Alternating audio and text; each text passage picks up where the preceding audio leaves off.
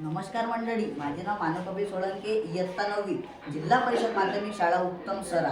तुम्हाला माहीतच आहे, येणाऱ्या 20 तारखेला विधानसभेची निवडणूक होत आहे. जगातील सर्वात मोठी लोकशाही म्हणजे भारत, त्याच्यातला छोटासा हिस्सा म्हणजे आपला महाराष्ट्र. त्याच्यात विधानसभेची निवडणूक होत आहे.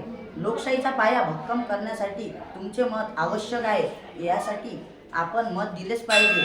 येत्या 20 तारखेला सुट्टी आहे, ती मतदान करण्यासाठी, हिंडणे फिरणे किंवा मजा करण्यासाठी नाही, बरं का.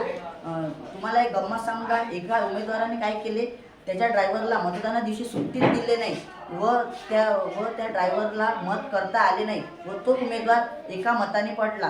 प्रत्येक मत लाखो मोलाचे आहे, हे लक्षात ठेवा. आजी आजोबा काका काकू आणि मामा मामी आपण सर्व सहकुटुंब सहपरिवार मतदान करायला जा, हीच माझी विनंती. जर माझे मत पडले असते तर मी पण मतदान करायला गेलो असतो, पण माझे मत पडत नाही.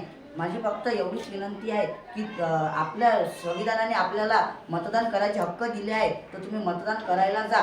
नमस्कार.